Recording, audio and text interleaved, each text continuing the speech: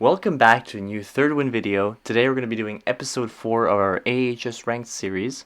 A disclaimer about Freak Show, which is the 4th season, is that it has an enormous cast listing, and I had to half the amount of characters we talk about in about half.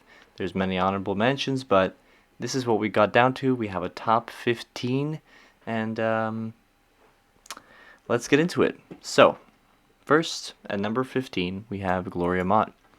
Just not much to say here, other than I think she is irresponsible and not terribly interesting. I think it's who she raised is just that alone says a lot about her, and just the spoiling that she does. Oof, no, I'm gonna give her a number 15. And moving on to number 14, we have I. It's either Desire or Desire. I can't remember. I think she's called Desire. But I put her at number 14 just because she is one of the less interesting, uh, quote unquote, freaks that we have, and I just don't think that she's all that intriguing to. I don't know. She doesn't add much to the season for me, so I have her at number 14. I know it might be a little odd, but I have to put these in a rank. At number 13, I have Edward Mordrake, just because I think I put him in this list because I think he's a really interesting character. I like that they drew him from history as they did with many of these, and the two-faced kind of thing, and coming on Halloween, and he made for a very good episode, and I enjoyed it. But obviously there isn't too much substance here, but I had to add him because I think he's at least a very interesting concept. Next, we have at number 12, we're going to have Stanley, who, what I will mention about this season is that we have so many villains, more than you can count on one hand. And some of them kind of flip flop between being villains and just bad people, and there's so much evil surrounding this whole season. And he really encapsulates evil. He uses people to make money off of them from their body, going to the lengths of killing as well. He's just awful, and the reason he takes the 12th spot is because he does really leave a sour aftertaste in your mouth, and then that means something's done well, and he's an effective villain. So, 12th place. 11th place goes to Eve. I love her kind of. She's strong, and her caring for the other freaks at the camp. I love it. I love the final episode where she puts Dandy in his place together with the remaining freaks, and she just gives us this kind of motherly, caring vibe, and I think she's great. Number 10, we have Paul, who is quite a character. I like that he has, in a similar way to Eve, he is this caring figure. He really does care about this family of freaks, and he has a relationship with Elsa, and he vocalizes when he thinks that there's something not quite right going on, and I like that as well. And just a really interesting character. Number 9, we have Betty. I thought it was, I don't think the right word is annoying, but her kind of desire to be famous and detach herself and all this was just a really unrealistic way of thinking, and I found it a little bit, yeah, a little bit annoying, and I preferred her sister, who was thinking more rationally. At number 8, we have Dell Toledo. So, again, I kind of see him as a villain as well in this season, a little bit, and this strong man at the place, and he made for a lot of interesting elements, and I like the kind of aesthetically as well, like having all these different, I guess it's a stereotype, the strong man, but his personality fits into it, and he makes for some very interesting scenes. Not much to say. I just kind of thought he was very fitting and effective. Next, at number 7, we have Dot, like I've kind of explained, I prefer over her sister. She's just a little bit more rational. I like her kind of demeanor and her kind of questioning, not taking everything immediately for granted, and you know, being the real brain of the two. Number six, we have Ethel, who is truly like a very interesting motherly figure, but at the same time she has a beard. So, the contradictions there.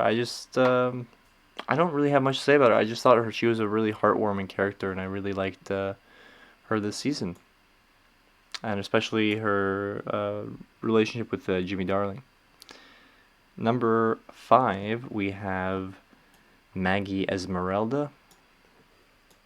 I liked the kind of balance. Well, I read up a little. I kind of, what I remember is that she was kind of, I think she was an orphan, and she was kind of brought into this life of con, together with Stanley. And when she arrives at the camp and sees Stanley's plans, she somehow, within herself, finds this is awful. Why would I do this? And the kind of second guessing and going back and forth and making these decisions is. That's why I really like this character. Also, the full fortune teller character, I really enjoyed it, and she just felt very sweet, and her death is gruesome. Jeez. Next, we have at number 4, we have Twisty the Clown. It's not really a fully fleshed out character, but God, the amount of terrifying villains we get this season. You can argue for most characters in the show being in this season, just many, like half of them being villains. Twisted the Clown is terrifying aesthetically. The first scenes of the season are, you know, as good as it gets in terms of horror. I don't know. And the whole backstory we get as well, and John Carroll Lynch playing phenomenally, and the kind of deranged entertainer gone crazy. Um, really scary, and that's why he gets the 4th spot. At number 3, we have Jimmy Darling. In a similar way to um, Ethel or Eve, he really, maybe you can call him one of the more normal freaks, quote unquote normal freaks at the show. Yet he still feels like he belongs there. He doesn't feel like, oh, I'm better than these guys. Sense of family, and love his relationship with Ethel, his relationship with Maggie as well, and he just brings the heart to this camp, and you need someone like that. He stands up for himself, and I like his character. Next, we have this one's really, these are like hard. Like, remember, this is a really hard season to rank. I think that this is gonna be is the most challenging one. But next we have Elsa Mars. The only reason I have her at number 2 is because she can be quite.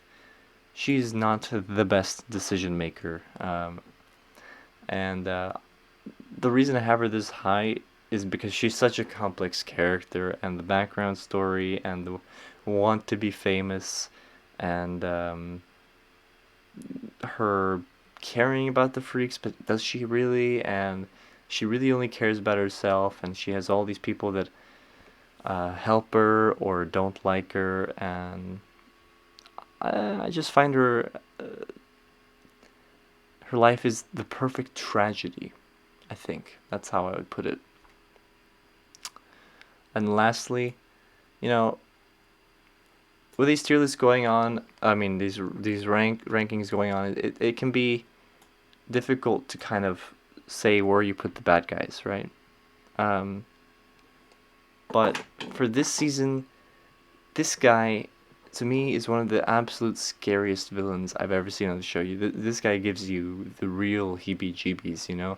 He is so human and deceptive, and you could walk past this guy on the street and never know what is really in his mind. This guy is truly evil. And the last episode, the one where he massacres, is brutal. you know, it's really brutal, and the kind of intricacies of his character and kind of person like this exists in real life, you know, it just really. I like that they took like a typical monster like Twisty, and then they added Dandy Mott to the lineup, and which is scarier? It's like a more human one that is truly scary, and the ending of this season is one of my absolute favorites, where they take the classic ending from the horror movie. I think it's called Freaks, and they band up and take Dandy down. And gosh, what a character, you know. Um, but that being said, as for this season, character-wise, that's how I'd rank them. Um, it was a tough one, and I'm really interested to hear what you guys think. Um, I think I want to go into more depth of this season at some point, because it really is one of my favorites the show has ever done, and I absolutely love how they've taken. It's not really right to say real life freaks; it more like real life, very interesting cases of physical deformities, and they've taken real people with these deformities in some cases and put them on the show. I really appreciate the makers of American Horror Story for doing this, and it was a really brave choice, and they really, you know, they got rewarded with awards, and I really do love this season. I think it's one of my favorites. So thanks for watching. Sorry for that little rant at the end there. Subscribe if you enjoy this series.